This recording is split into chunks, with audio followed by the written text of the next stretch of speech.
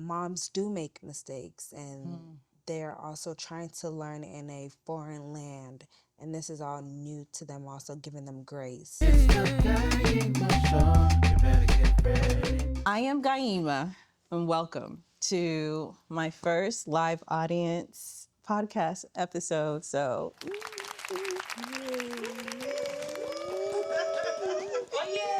Oh, yay! we there. Hey, be mine.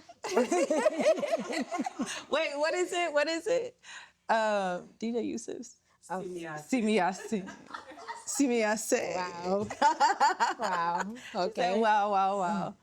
Anyway, please welcome my special guest today. I want you to introduce yourself, and then I'm going to fill in. Okay, you guys. My name is Ramuse Conte, also known as Ray Conte, and I am RSC Beauty. Yes. And so one of the things that I wanted to do with this particular episode was take it back to the roots. Sierra Leone is where our parents come from. And as children of immigrants, first generation, we are now the adults. We are the Sierra Leone Diaspora, and we are on the premises of Sierra Leone's 65th year of being free from the British colonial rule. Notice I did not say independence. Free from the British colonial rule. And so that is a heavy statement. It comes with a lot of different connotations. What does that really mean? And I recognize that it means different things depending on who you are, what your positioning is in the world, particularly in Sierra Leone, within that society and that construct, and then in its layers, especially if you are a diasporan, but you're tied back in some way, shape, or form to the continent. So it's very important that we first just acknowledge the years, 65 years. In the United States, that means you're eligible to retire, AARP. That does not mean anything more than just, wow, you're considered to be an elder.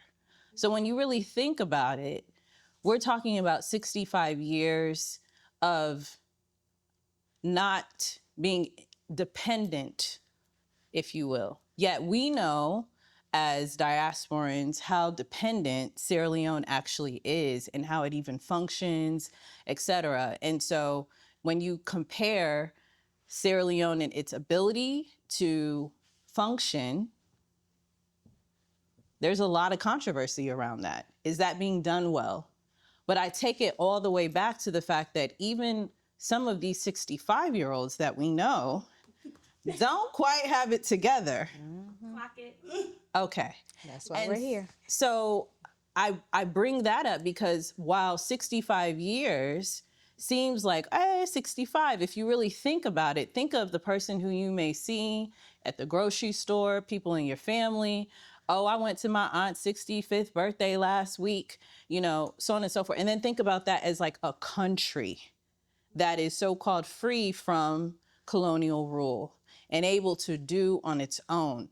And then you think about the United States, for example, 400 years, if you really start to think about it, and then you think about countries in Europe that have been established, untouched, wars here and there, but nothing like overpowering, overtaking. When I was in France several years back, we went to castles that were thousands of years old.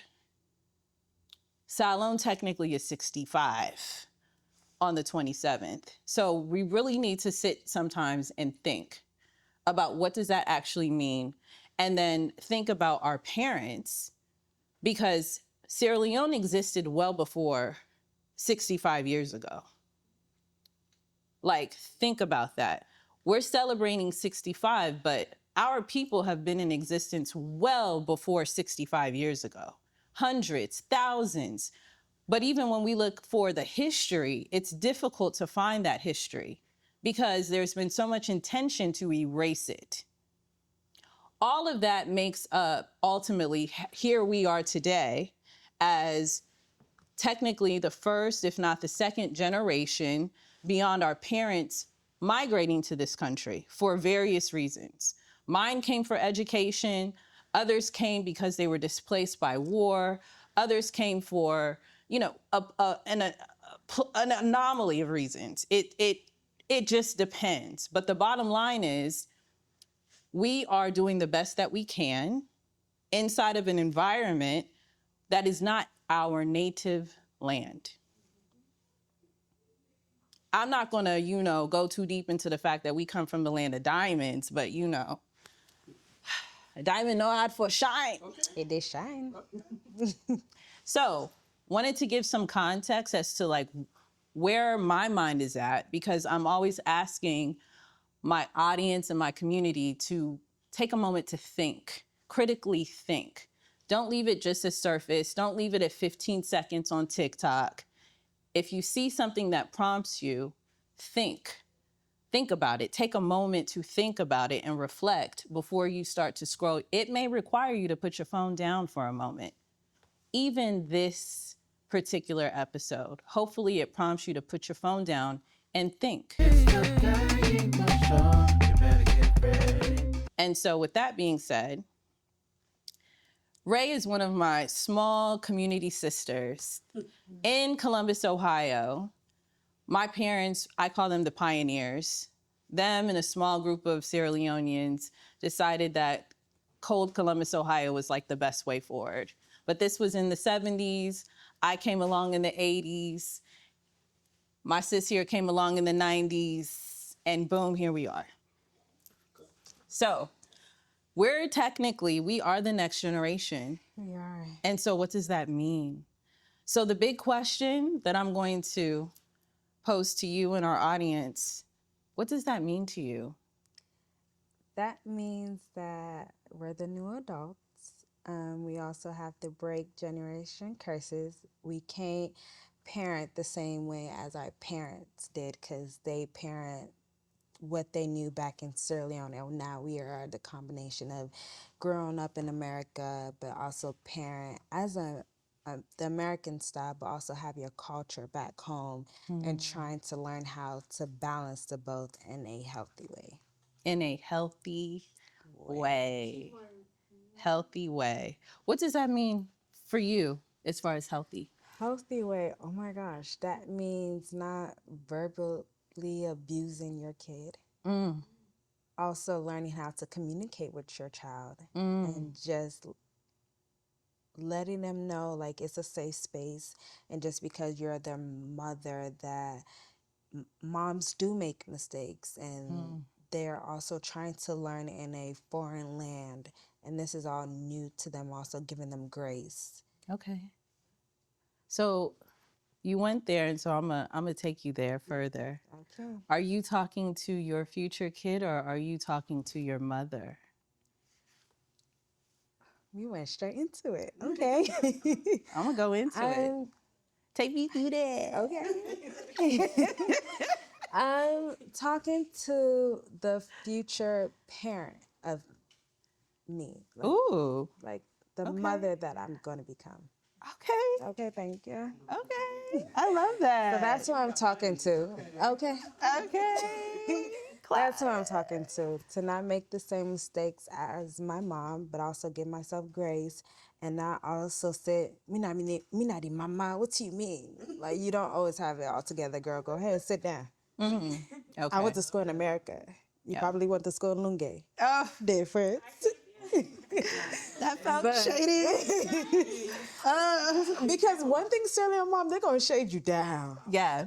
So you always have to be quick with it, but give them grace. Like, I used to wonder, like, man, why don't my mom want more? But coming to America was more. Yeah. There's still people back home that don't have the opportunity. Literally. I'm here sitting down with y'all beautiful people.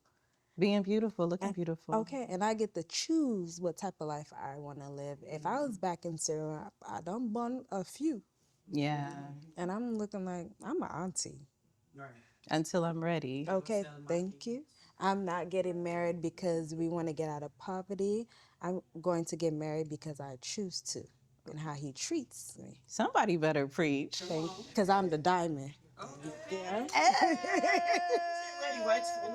You see? You see? No calo calo.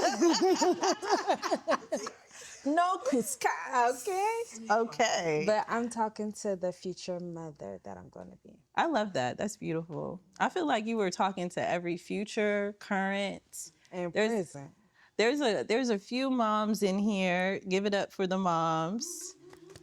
Yeah, we're gonna get to you guys. Oh yeah. Oh yeah. But yeah, no, I deeply feel you on that. I deeply feel you on that. And the one thing that I also feel is so relevant is the fact that it doesn't matter when it comes to your educational level obtained, like your parents, it doesn't matter. We all, I don't care if your parent went and got their doctorate. I don't care if your parent never saw inside of a school beyond, you know, what was it called? A lot of people would come when, and they would go to a adult night school so that they could learn English. Or get their GED. Yes, or ESL, you know, and maybe after high school, that was it. These types of issues that we face, it does not matter the economic like construct that you come from. Very real. What are your thoughts when it comes to the what you actually take, like that's in you regardless, and when you see yourself in the mirror and you realize like, ooh, I'm acting just like my mom, or I'm acting just like my dad. How do you check yourself? Do you okay yourself on it? Do you give yourself a pass, or how do you hold yourself accountable? See, I give myself grace. One, because my mom has had the same. How old is my younger brother? Like 26, 27. She has had the same job since she has came to America.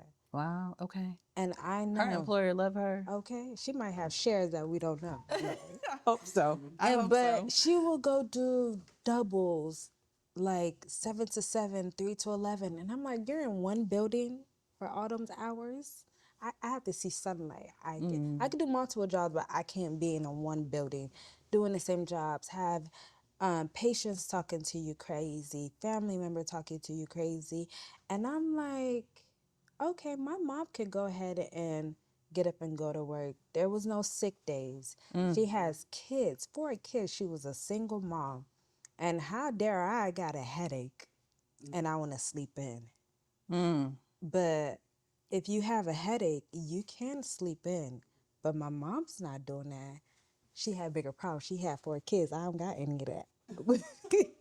But I used to guilt myself like, your mom's getting up to go to work. Like, you don't have no kids. Go get some money. Like, and the cause of that, I've been working since I was 15 years old. Okay. And I'm like, it's an unhealthy work ethic, but I'm glad I have that work ethic. I'd rather take that work ethic than be lazy. My dad's an entrepreneur. He's a DJ. He's very well known. He has multiple jobs, and he's going to live. My dad's going to live. We know. Yeah. So that taught me where it's like, I'm going to work hard, but I'm going to go take the trip, and I'm not going to guilt trip myself. I'm going to go. If I want it, I'm going to go buy it because I deserve it. What I'm hearing is you're basically trying to a la carte. You acknowledge, you know, what comes from your mom, what's within you, what's landed with you, but you acknowledge too what your dad, who he is, what's in him, and now what's in you. Yeah. And the goal is to try and balance, right? Take the best of both. What do we do about leaving behind some of the more toxic traits? Because when you said, if I have a headache, maybe I can suck it up, more or less, right? I challenge you with, she works hard so that I don't have to work as hard. And if I do have a headache, I should be able to take time. Maybe it's not the whole day.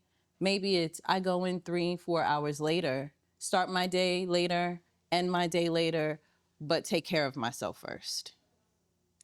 I don't know. I'm still trying to figure out the balance because it's like I said, my mom will work double, and I'm still trying to figure out where it's like, oh, she's working hard, so I want to have to work as hard. But again, you're a child of an immigrant, so you're always taught to go get up and work.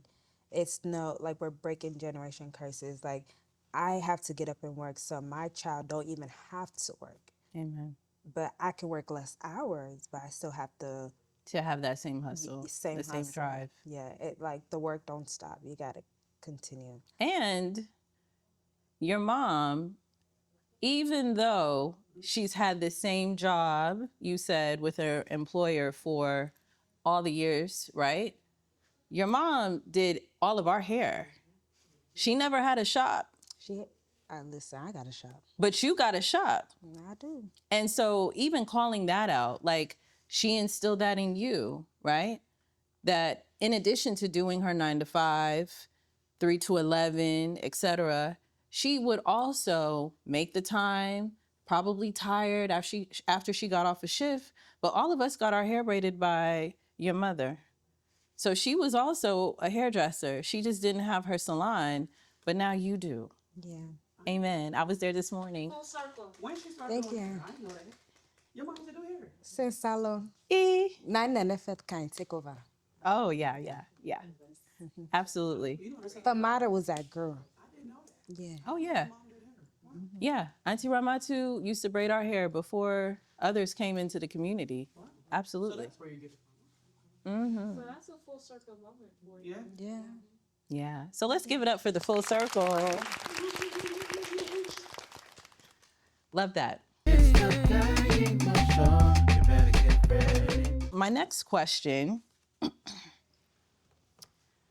what aspect, I would say, like, can you remember growing up as a Sierra Leonean diasporan? Parents are immigrants. They're still pretty young, right? Nobody's 65. And, you know, there's something that maybe is a core memory that was present in your life as a kid, adolescent, but it's no longer a thing now. What comes to mind? African booty scratching. Dark Vader. Mm-hmm. Yeah. Oh, they were Cruel. mean. Cruel. But as coming from an African home, an immigrant home, whatever you want to call it, your parents already done told you how you look like before you left the house. So ain't nothing you could say to break me. If you look good, they don't got much to say. Okay? It's not a compliment. Okay. Okay. 'Cause one thing go line your book. Uh-huh. But if you don't look right, they're going to tear you to shreds. My mom used to tell me, I dey send you for go school, not to for go fashion. Do you want me to go get made fun of? Right. Listen, I can't learn if they're making fun of me. But it built Yeah. me at the end of the day. Like, so there's nothing that you couldn't tell me that I probably haven't heard it at home. And my siblings, they go get you together. Absolutely. So I appreciate it. Then you like, oh, they're talking or whatnot, but it built me. Yeah. It built me. So the negative comments, African booty scratcher, you know, we heard that in school, social settings. When do you think it stopped officially in your life? Like, is there a moment where you feel like this is not a thing anymore? I think it was my senior year Of high school? when everybody wanted to start wearing the dashikis. Is that what it was? Yeah. What can we expose the year? Is that okay? Yeah, it was like 2014. So let me tell you why I love that you call that out. History lesson. 2015, my sister and I's brand, I'm Young Fashion, went viral at Afropunk. The year before, 2014-ish, is when all of a sudden the shift started to happen culturally. And by 2015 at Afropunk, you were cool Yeah. if you had Ankara on in any way, shape, or form. And we hit because we would mix the prints, scraps. My clients would come. I'm like, okay, one yard left. Do you want this? Oh, I don't need that. There. I don't need that. And I would take those materials and turn them into basically like quilting, the equivalent of quilting. But it saved money and having to go buy more fabric. And we were just minding our business. It became cool to be African. Yeah. It became cool to be West African, particularly in a way that when you're dealing with people who were called African booty scratchers and all the other things, yikes. I personally struggled a bit with the attention. For me, when I went, I think my first year in school, in college, that's when, you know, guys were fascinated about my skin tone. And I was like, 2 months ago, Y'all didn't want me. Y'all didn't want me. 2 months ago, that's not what they were saying. So all I had to do was graduate from high school. All I had to do was leave this environment and go somewhere else. And so I say that before we move kind of into the next question, because the definition of flourish, one of the definitions of flourish is to basically to grow and in a healthy, abundant way, but it's based on the environment that you are in. The environment is actually what makes your capability of flourishing possible. And so you can be the same old person in one place and you're hitting a wall, a ceiling. You take that same person, same dope energy, and place them in a different environment and whoosh, watch them go. So imagine taking it back to our immigrant parents, right? You're in this environment and you're here. Cool, you're even at the top. Come over into a different environment with more opportunity, more this, more that. Whoosh. And I think people get the immigrants' reasoning lost in translation, but also they typecast it and place it on immigrants, but that's everybody. Some people just do better in New York City than in Kentucky. It just is what it is. Doesn't matter what you look like. You understand? Just something to think about. It's the Gayima Show. You better get ready. I feel like, you know, you've talked about this question, so I'm gonna go to this one. What social construct do you believe is a Sierra Leonean specific construct that you despise? You can be honest. It's a safe space. Where do I start? That maybe you're not valuable yet, or you're not there yet if you're not married. About to throw my shoe. Woo. I feel Oh, you're like not complete if you not get man. you're not complete. You're not complete without being married. And then also, Look, I asked for one. She said, and 'cause also, that's gonna hit a little bit yeah. because you don't born Pekin. You and the person don't day. You for left there. Beer. Not for beer. That's my favorite thing to hate. Not for beer. I'm just not meant. I'm not meant to be. You are not. I might thug it out with you. I'm not gonna lie. I'm a lover guy. I might thug it out with you. But if you keep on treating me like I'm less, I gotta go. Should we clap or should we clock it? I think we should clock it. Yeah, Yeah. that's deep. Yeah. Because no relationship that's worth it is easy. None. I do want to give my Sierra Leone men grace because their fathers was not the best. So they're a product of their environment. Shall we take a moment and just sip to that? So my brothers are trying. We gonna give you some grace. They just try. He captured the good one, but I would like to hear from the audience. Oh, Sarah, can I add to that? go ahead, Miss Mom. Because not only is it from their fathers, I also feel like the way that women raise the Solomon man. Oh, That they're the it's prize. like the man or the boy, the son. Mm. No for nothing. You the sister. You gotta know how to cook. You gotta clean. You gotta be responsible. And then here come your brother just Clapping. Hands clapping. Gaming. No man say clap and clap foot. God forbid if they're not the one grand boy picking. if he want me one and only. You have to go suffer. Me one and only Bobo. Yeah. One game, bubba.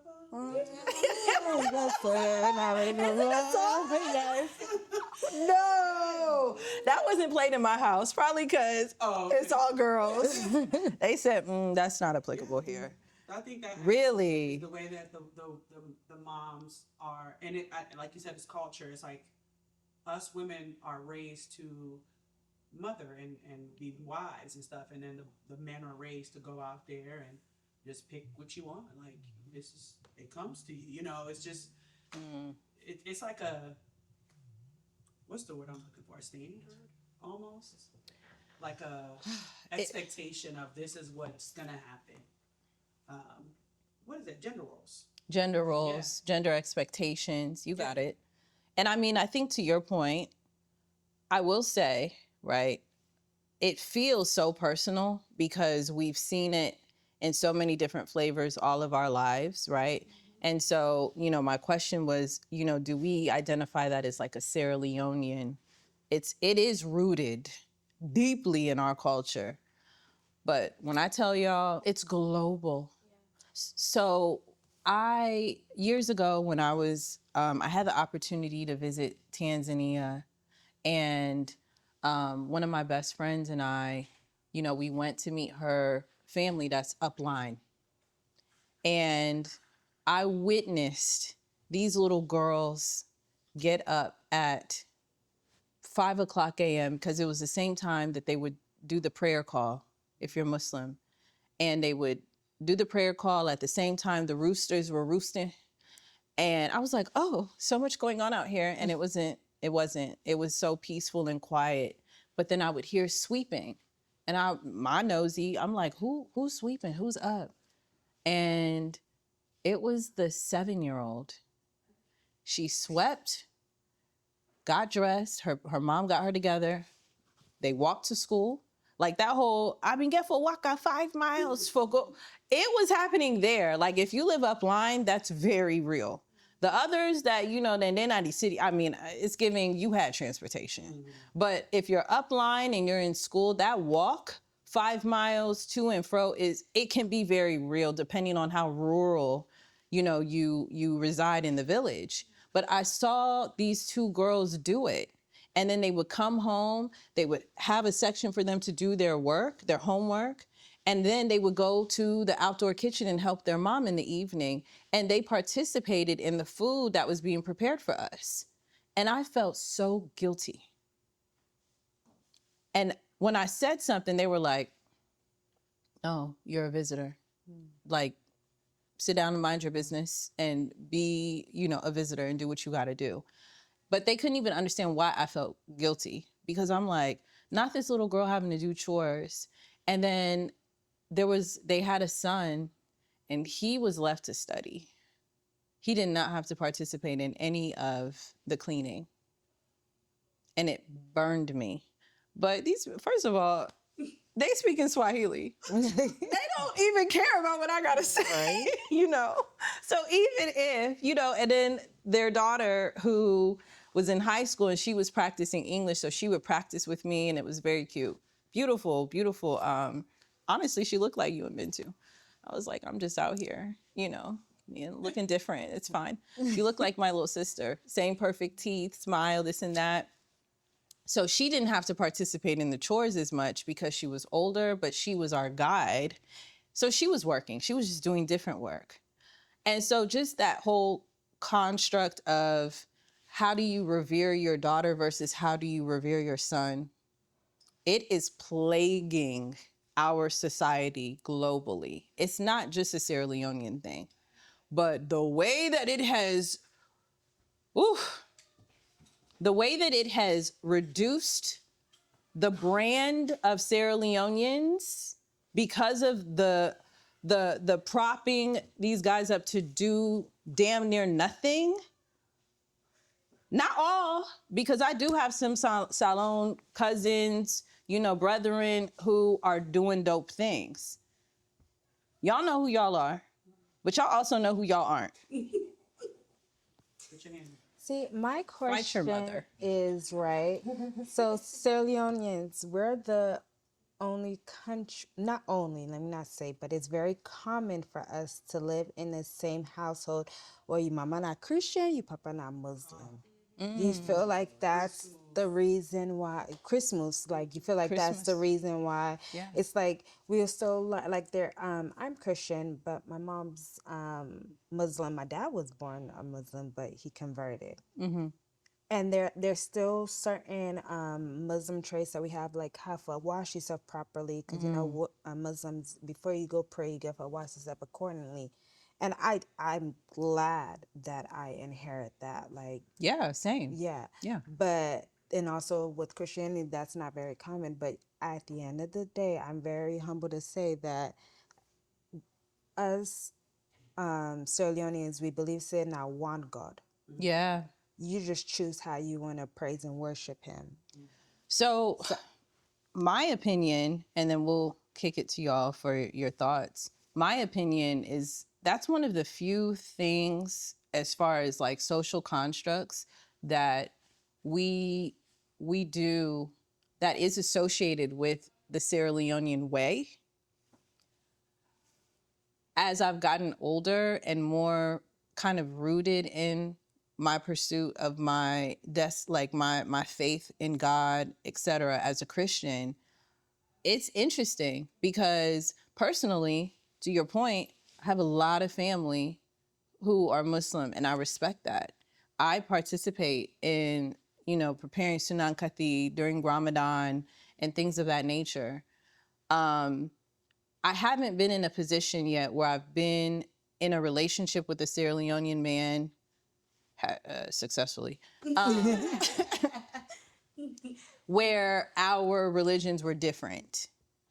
But it almost feels like, to me, I kind of in the back of my mind, I'm like, I don't know how well we will work if your religion is that of Islam and mine is of Christianity. Even though I've seen it and it's rooted deep in our culture, I also have seen so much toxicity. I don't feel like that trait is helping us. I don't know that it's hurting us, but I have seen way more failed unions, whether it's, you know, a difference in religion. Yeah, you guys are tolerant when it's doing the things, doing the ritual things. But then when it comes to like, what are your principles? That's where I feel like it starts to go left. Because if my principle is rooted in something that's more so associated with the Bible, and you're resting firm on something that's associated in the Quran, and I can't get the proper translation to even understand what you're referencing, and you're using that to basically push an agenda, I may feel unsafe. It may not be a good thing or a bad thing or whatever. It's a difference of opinion, but I may not feel safe. So all of a sudden, my partner isn't necessarily safe to me. I don't know how I feel about how many unsafe moments am I going to have? Right. That's like, for me, why typically I don't really, I mean, some of these Muslim men be fine. Can I say something? I think it's because, Please. Because we know how Nigeria got this Christian and Muslim going at it. Salon will never have a history of that. think that's the main thing why we're so, that religion tolerance is such a beautiful thing. I agree. It is That's what I'm beautiful. saying. Because it I can agree. get nasty with religion. So from like Yeah. to his point, from a community perspective, we are in unison when it comes to Christianity versus the Muslim religion, right? In Right. comparison to other countries. Because like he said, they have wars and fights Yeah. and they have things that occur within their Like countries. right now. But to your perspective, from a relationship perspective, it can be a hindrance depending upon the ideologies of those individuals Yes. and how they practice that religion. And I agree with that because I know a lot of people, I'm not going to put myself out there, but I know a lot of people whose parents, like Yeah. the mother is Christian, father is Muslim, and there are scenarios whereby like each parent is trying to convince the child which religion they should be a part of, and then it creates resentment. Yes. It creates a form of resentment when you pick the religion that one of the parents didn't really prefer you to be a part of. Absolutely. But you married someone who has an opposing religion as you, so you're causing confusion within your child. Absolutely. The nail on the head. Clock it. What do they say? Clock it. You're so right. And It's so true. yeah, and to add on to that, it also comes out when you come to the point of marriage. Because now the Muslim father is like, you need to do it the Muslim way. Oh, Or you have to now convert. Now it's a problem. Oh yeah. We need to take Christianity. But now Yeah. it's this drama, and you're like, well, I love him, Daddy, and this, whatever. What's in our love? Yeah. Is that what's in our love? You know, so then that's where it also becomes an issue because you two, as the man and woman relationship, might be okay, but now the families, that's that, like you said, that toxicity, that ego, that It's wrapping you all now up in some sort of nucleus, some sort of coding that didn't even have to do with you each in the original moment. It was, I love this guy. I love her. And all of a sudden it's, well, everything that they think yes, now matters. And y'all have to be held to some sort of standard to figure out what you're going to do. Are you both going to be unified and agree to what the families are saying? Are you going to be unified and disagree with what the families are saying? And are you ready for what it means when you determine that you will be unified and in disagreement with what your parents have told you? Not me, born you. I mean, Not me, man, you. What's you, Sabi? I know you said you're going to you don't know nothing. This America picking there. You'll be 35. And I get one training. Oh. Okay. I mean, my mom said, just say me on picky fine, but you pass you on, but it all on training. I said, God forbid I spoke up for myself. God forbid you speak up for yourself. Yeah, it's not easy. And so these are the types of things, as we discuss, I think it becomes, one, a point of unison, even because sometimes I've received this feedback recently from one of my nieces where she'll go into like a social setting and we're talking now the Gen Zers, no shade, I love you guys. And they will feel like they see another Sierra Leonean, but that Sierra Leonean is not close to them, but they knew each other from childhood, but because the families aren't necessarily, and so it's carrying forward. And so when they see their fellow sister or brethren at a bar, for example, they're like, oh, I know that's such and such, and don't, hey, how You're supposed to. and they could be at the bar just, let me tell you what my mom said to me. Let me tell you what happened. And have some sort of community and someone who understands, And because of that, I don't know what it's called, this weird, quiet divisiveness of like, if you're not my person, I'm not really, I don't have to speak, right? I don't think that's a unique Sierra Leonean thing. We saw it happen all throughout our childhood. It's generational. I think it's beyond being Sierra Leonean. I think it's beyond being West African. I think it's beyond being even Black, you know, which is a United States thing. We're a color here. We are colored people. We're a color here. But I mean, I think it's just the way that society can plague us against each other. The community of and the opportunities to understand, I think that's what gives us like that mental health. How do we make this journey easier? Yeah. So what I do want to ask, what do you do about your mental health management? Well, because we've talked about this, but I want us to talk about this. I thank God for my siblings. Because me and my sister, we can have a whole little congosa about our parents. Don't let us start congosaing our parents. Okay? How could I Dick Tutu just call you and say, go get your mama. Your mama is calling you. I thank God for my parents. They tried. I give them their grace. My siblings, I thank God I wasn't the only child because they can humble me too. Quickly. They me small one day. Look out. Bonnets. But my community, my clients help me a lot. My elders like you. This came about. We just happened to me, and we just had a whole discussion. And I was like, oh my gosh. So my parents aren't the only one? Yeah. Yours did that too? Girl, yeah. What? So Okay. first of all, let's cheers. Okay. Because one thing, listen, I don't promote underage drinking, but when you grown, be grown. responsible and get yourself a nice little beverage. So first of all, cheers to the bar. Okay? Mama na binto na de drink na binto na de drink. No to omole na binto. Bring the drinks. Na binto. Na ginger yes. No to omole. What, they got clear binto? Okay, girl. So what had happened was she was on a bad date at one of my favorite dive bars. I'm not going to say the name. We're supposed to leave that out. No, we're going to talk about it. I don't want to see a lot of y'all crash my favorite bar. But I had been out already and had several beverages, but I was not driving. And I knew it was time to eat.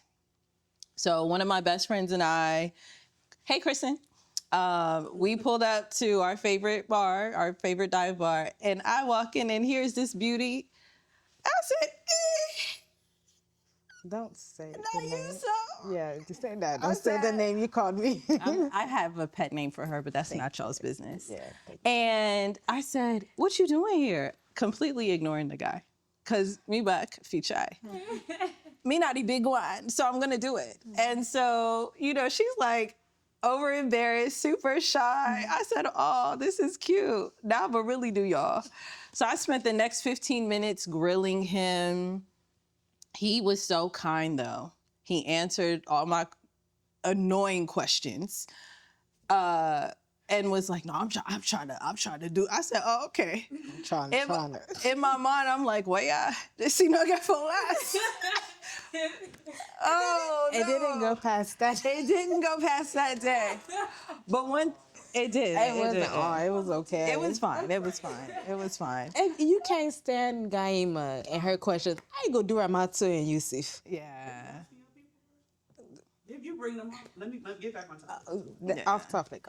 Yeah. So one of the things though, why I don't care if I recognize him, I will always think highly of him because he went for a moment and when he came back, we were deep in conversation, just catching up as if we had went to the bar together. Like she was my date. Right. Like she came here with me. And he was just so patient. He didn't interrupt us. He wasn't rude. And he was kind to her. That's what a big sister wants to see. You're going to kiss frogs until you find your prince. But those frogs should be kind. They should understand your worth. They should honor and respect you because that's essentially respecting themselves. So now I'm in a position where I think highly of this gentleman because he knew how to be kind and respectful to you. Shout out to you. That means something landed in how you carry yourself and what you require and what you want for yourself. And that's how it translates. As a big sister, like, that's what I want to see. I know you're not going to go on one date and, because to me, that's also a very Sierra Leonean cultural thing. Quick. Oh, nah, man. Nah. What's in the happen? We did plan out for this December or next December for the marriage. What's in Like, it go? can I just go Wait, on a what? date? Can I go? That's why you don't tell nobody nothing. Oh, And then they be mad when we're secretive. I don't tell my mama nothing. So how much money you made? Okay. Now all of a sudden, If he can't get past me, he can't get past you. You gotta get past me That first. part. Okay. Absolutely. And so those are the reasons why, because you can't come and have a like unpacking. So mom or dad, this is what I learned. This is what he said. This is what he didn't say. What do you think? The dialogue of that is so lacking. That's actually one of my pet peeves that I don't associate that with only being a Sierra Leonean thing, but my God, it is very much a part of the culture for the majority. Yeah. Every potential is what's about to happen. And it's like, can I just... If you're dating, they'll say something like, "Oh, I'll tell you get a new man." Oh, Who say you'll settle down? Like, yes. and We still got him out for no, Okay. I've literally Listen. had an aunt-in-law. Not to me, papa, me mama ain't brother. Like, an in-law straight up call me out. I was so hurt because it was a breakup and it was a bad breakup. And she's, you for beer. You for beer. You just, you don't want for sit down. You get for sit down. You get for deal. You just want anything for be good, for be perfect. I was like, is she projecting? Yeah. It is. Meanwhile, my uncle, he gonna take me into the kitchen. He was like, yeah, ma. Because that's how slow you talk. I trust your judgment. If you know this man is not for you, I'm with you. I said, oh, that's so nice. Yeah. And then I just started telling him everything. And he was like, oh, it's not good. It's not good. You are smart. It's not good. That's all I needed. In that moment, healed, confidence back, just like that. no shame. No shame. Yeah, shame. That's See, the problem. my Yeah. mom, I could have vulnerable conversations with her, but they go still tell me phobia. My dad, I mean, so you know, be the most for you. He an OG. He say no, be the most for you. Man, useless. but you were not the perfect husband. They can't tell me. It's not so that they not tell me what they talk I about. think I was brought in this world to humble my dad. So what's more like? Yeah. My dad, did you open doors? 'Cause Then you'll say you two get more. Yeah. oh no, my dad, he would not hide it. Daddy, can I get money to go get a pedicure? I don't want to spend mine. I got you. It's every so say needs for some money. So what they can pay me bride price, add the tab up. But as for now, it's you. Yes. It's for you. Oh, I'm going to send a Zelle request from Yusuf at this big age. See, I don't have that relationship with my father of zelling and receiving zells. We not go reach D. Oh. Okay. First of all, if you send me money for me, I'm back right now. I said pioneer. Those were the original, what do we call them? Krabbits? The original. Now they mean teach the course. Okay. But bottom line is, to your point, your fathers will see a guy that you're serious about and they will read them quickly for filth. Everything that's wrong, they'll tell you instantly. And you'll receive it and then be like, but wait a minute. You did, we're not talking about that. Forget what I did. Yes. So it becomes difficult, I think, for a lot of people because sometimes you know that the advice that they're giving you is accurate, but the source clouds your judgment to even receive good advice. What do you say to that? What I would say based off of my experience, my father been to America's, I know I'm telling age, but That guy don't age. That's the thing. ain't no reach 68, ain't no reach. But I would, even though my dad has his way and he has offended some of his kids before, and it goes, in the moment, he goes, me not the papa. If you want blessing, you get for fan out to your papa, you parents. But my dad will apologize.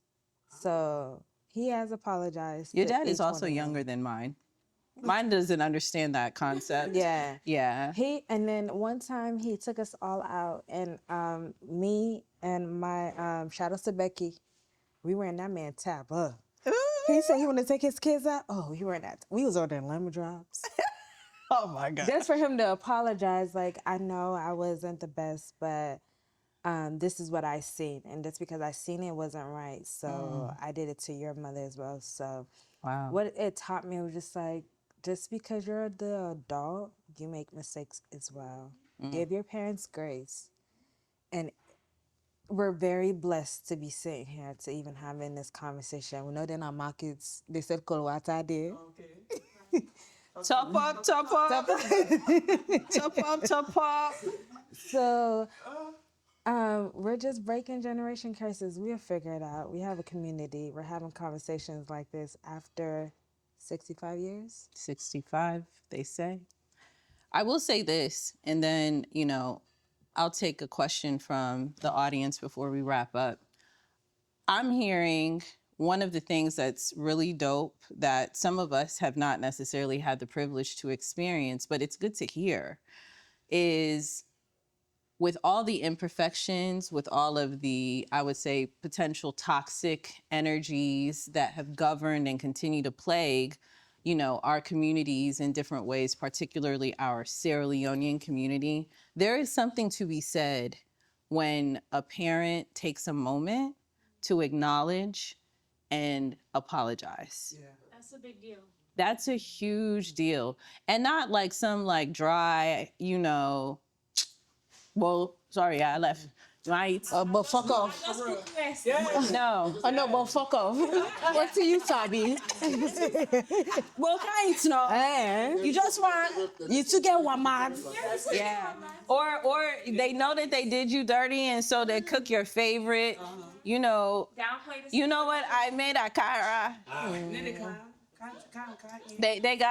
They got your soft spot. They got you at your Achilles heel. My mom, one time, she was saying, we were having a conversation, and she was like, I don't want to abuse it. I said, but verbally you did. He said, Daddy, I do. I said, so you didn't know. So you know.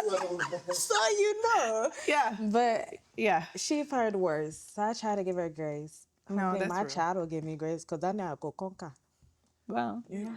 So, well, go ahead. we gonna be there to remind her. Y'all don't believe I'm beating y'all kids? See, I'm not here to talk about parenting methods and strategies because, people get into the debates about gentle parenting versus whatever. If the kid's not gentle, you can be gentle. Well, okay. Are we getting into parenting? Now look, she said, because No, because I'm open to it. Because I tell you what, I am. Of course, they refer to me as your local rich auntie, this and that. I got my godchildren. I got my nephews, nieces, twin niece. I'm very blessed when it comes to the extended families, right?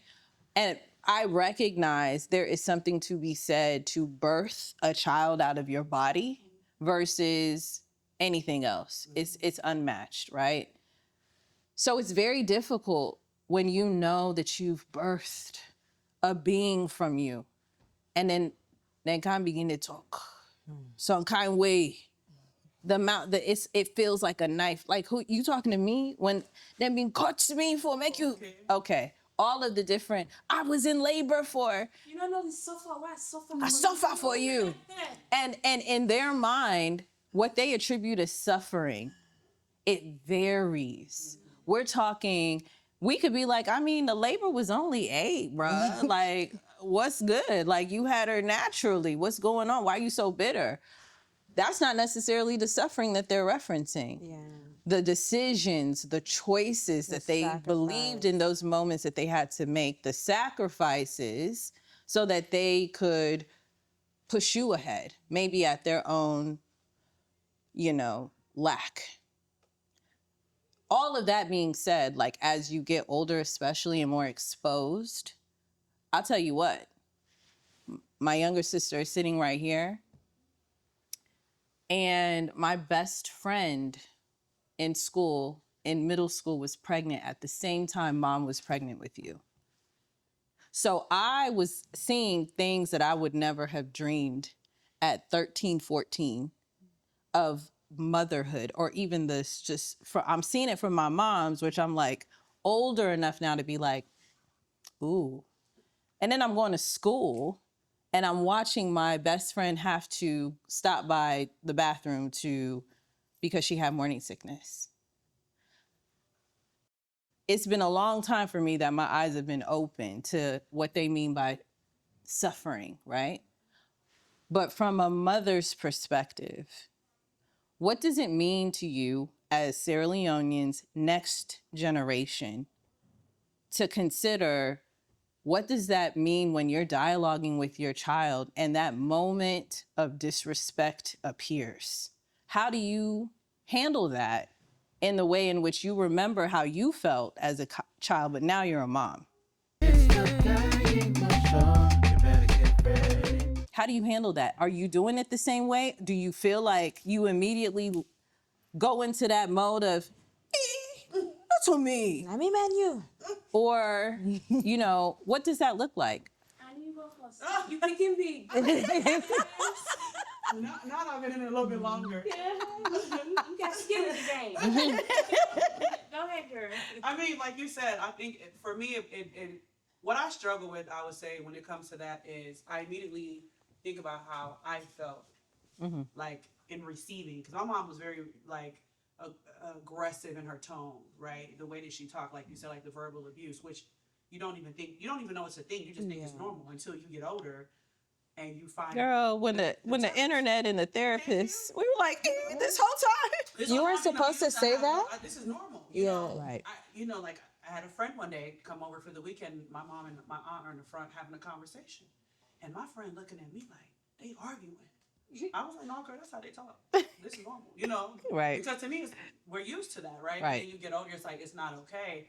So it's like there's like a moment where I get this tone because that's what I was used to. Mm-hmm. So Learned behavior. yeah, it comes out where I'm like, I talk to him in a tone. I may not say harsh words that are abusive, but it's the tone. Oh. And then I catch myself like, maybe you could have said that a little bit better, And then I'll come back later and say, when I said this, this is what I meant, and I just don't want you to think you did anything, Yeah. So it's like you try to understand, but then you have to also understand like this child is not you. The circumstances are different. Like, oh, I know how I felt when my mom talked to me like that. So you try to almost want to go easier, but then you're like, if I do that, then you're gonna be soft, and I gotta. It's just hard. I need to mold you. Yeah, you know how they say, it hurts me to hurt you. Like it's true because it's like Spanking you hurts me. More than it hurts you. It's I true. never understood that as a I kid. have American friends who said it. I never had that stated to me from my parents. I want to be very clear. You don't. But I definitely had American parents who mentioned that. And so I would first look at them in awe, like, wow, what's it like? Because that's not what's going on in my house. Right. But, now as parents, right, we're in that parental role, whether it's directly as a parent or, next aunt, uncle. All of us are parenting in some capacity if there's kids in our lives, because our goal is to essentially, we're like, wow, these little beings, we're in charge of them. We're in charge of their safety.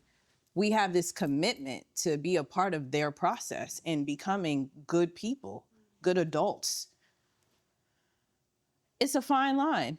It's a fine line because, I'm a refrain from my usual statements of what I would say, but I don't want someone to be out here and they're ill prepared because the world is so unkind on a regular basis.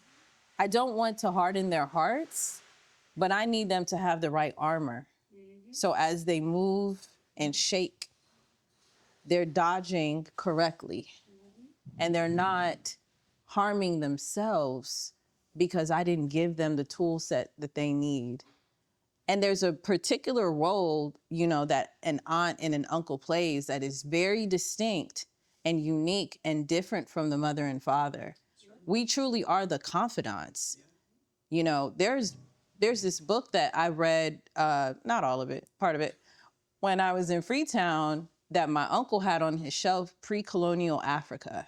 And one of the first things that it talks about comes back to this whole 65, pre-colonial Africa, that the construct of the family was literally built on the parents, the aunts and uncles, the cousins. Everyone was involved and they actually had a very key role. Distance gets us away from that. And I think that's why our parents, when they came here, they immediately reach, oh my God, you understand me because you're also Sierra Leonean, or you're West African, you're Ghanaian, you're Nigerian, so you understand. I grew up calling people who they was just auntie and uncle. I think at 14, I was like, dang, he from Ghana? That's crazy. This whole time? This whole time. It was like me working at Mac. I was working at Mac. It was crazy. And then Gayima friend came in. She's like, oh, Gayima. I said, oh, that's my cousin.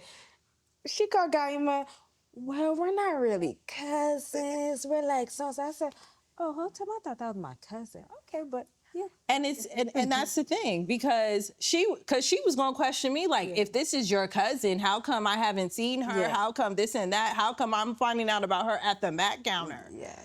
Well, No, Gayima break it down so classy to her, and I'm like, well, blood-wise, technically not, but that's my cousin. that's my cousin. Plazas, as you said. And so that's why I say potato leaf. It's levels for a me. potato leaf. Potato leaf is my favorite. So if I call you my potato leaf cousin, I let you by. If I call you, I ain't even gonna go into a salon dish. I'm gonna be shady. This one a chaff chaff. No, They say this one a the chaff chaff one there. then chaff one. If I call you, what's the one? Is it kukri? No. The Liberian one. Oh, you talking about palm butter?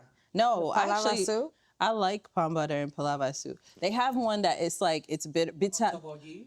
Tobogi. If I say that's my Tobogi person, I can't stand you. I love tobogi pie. You do? Yes. Girl, you be tricking me. I'm thinking it's cassava leaf. And then it's not. I never had it. Their palm butter. I'm like, it's so live, but it's not. But it's not. So it tricks me. That's the only thing. Yeah. If I say, oh yeah, not like we Tobogi connection. No, but You gotta try it. but she's also you get Liberian and in Fambu line. So and she has a DNA posture to appreciate it. Yeah, my DNA strand doesn't appreciate Tobogi. It's not personal. It's just the way that I'm postured, But point is, right? The connection. That's why also that's why they get excited. Like, oh my God, Gayima's your, because they know how much I go hard for my people, like being Sierra Leonean, all of that. Yeah. I want to know who it was. I can't remember. I know, we'll talk. Okay. It's fine. But as we wrap up, I want to ask y'all in the audience, any question or anything that you feel like, or comment. There are certain things about our people, right? I want to know from your perspective, like, what are some things about the Salon community that you really love and you admire, that you believe that we should continue and go hard for? And then what are some things in the South, in contrast, what are some things in the Salon community that you've seen that we should deviate from, that hinders us more than helps us come closer? Specifically those in the diaspora. Great. Yeah. One that I think we should continue when something happened in the Sierra Leone community, say if somebody passed away or a tragic happened in a family, everyone's going to come as a community. They're going to contribute, they're going to bring food, they're going to make you feel whole in that time. And if a kid graduate, everybody's going to give money to make sure that kid is set up for get a car. They're going to contribute. We do have a community, whether it's from every state have their own little Sierra Leone community. One that I say that we should deviate from is, I'm like, which one? The top level. What's the top? I see you picking. Oh God. You didn't see me, I'm grown. You didn't see me nowhere. Don't call my mama and tell her nothing. You didn't see me. You know, see me. You wear short skirts. And I'm of age. Do you want? I know greets me. Oh, God forbid you wave like so. You picking on Jenny or you just wave like so? Oh, You know, come meet me. You be like, you come and say hi. then you picking it. Mind you, I'm whole 30. They call me picky. I might be 30. I must be done born. Right. But I would say they need to understand we are adults. What they don't see as speaking, they see as speaking. They know that's all they can see. But realize that these are adults and they're working and they have a life of their own. Wow. I mean, it's hard to top that. One of the things that I think that we should continue, I've lived in a few states, and one of the things that I think underscore what you said is when you meet up with a Sierra Leonean or you're in the same space, and I'll literally have had people like, you Sierra Leone, such and such over there is Sierra Leonean too. And that moment so far has always been magical, like magical for me. It has always been a soft, like opening, a welcoming. But I will say in that moment, it's always amazing. And then like, there's not a follow-up sometimes. Yeah. Or like you'll reach out and they don't, maybe they reach out and you don't. I feel like we as Sierra Leoneans, we got to do better with that. Like just, and I think it's fear that keeps us, because we're like, I don't know. Side eye. Yeah. It's like this immediate side, especially, I mean, I can only say from a woman's perspective, like from a woman's perspective. But if they introduce you to a man and he look like something, all of a sudden he got your number, he got your this, he got your that. So tout empathy. Okay. They text me good morning, they check on me in the afternoon, even, you know, the energy is up. Right. I wonder what it would be like if you did that regardless. If it was just, wow, I met another person and the energy and the vibe seemed cool. What if we just like lean into that and not make it about relationship and just make it about community? And then maybe the community could lead to something beyond that. I like that. So it's an invitation. And I've been guilty. But bottom line is we got to do better. So that's the one thing that I wish for us. What I wish would disappear is the commitment to fostering false connections. I hate that. That's the worst. The commitment to fostering a toxic, false connection, particularly if that person happens to share your bloodline. Talk about it. And it's complex, but it's okay that it's complex. You can be family shared bloodline and find a healthy way to love from afar and provide some level of support that keeps you healthy, keeps them healthy, so that y'all can thrive in your respective corners and maybe even flourish. But that necessity to honor familial connections to the point where you literally end up harming yourself because it's not genuine, it transfers to the kids because they're literally modeling what they're seeing. And so it carries forth, doesn't even require a conversation. Kids usually just absorb and they take that. I want that to stop so bad. Like, so bad. Now we didn't fall now we back to ground. Okay. Fumble tick, they bend, but you know they broke. I haven't heard that one. Oh, Girl. my God. They would, you know how it is. They, my brother this, my sister and they, and I'm left in business, and let her talk to me. Next thing you know, they in the forum. You know the forum. The forum together. What's up? The what's up? Oh. Okay.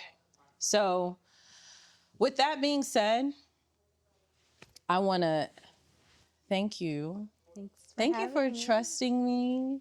Thank you for trusting this. Thank you for taking this moment, taking it beyond that bar. We took it beyond that bar interaction, that bar reunion. And here we are now with a shared happy hour mixed drink and all of that. Thank you for spending time with us at I Am Gayima, a podcast. It's a shit show out here, y'all. We need each other more than ever. So let's stay connected. Feel free to share, like, and subscribe on various social media platforms. You can find us at I Am Gayima or Gayima Show on Instagram, Facebook, and Twitter. For a deeper connection, consider joining the community. Visit GayimaShow.com to submit your email and become a part of the monthly conversations. I actually try and send out notes consistently, and I respond. Until next time, be intentional about what you listen to and protect your peace. Yonder, let me get the mood inside. Let me get the bummy, bring a guys I need to buy. And in the happiness of me.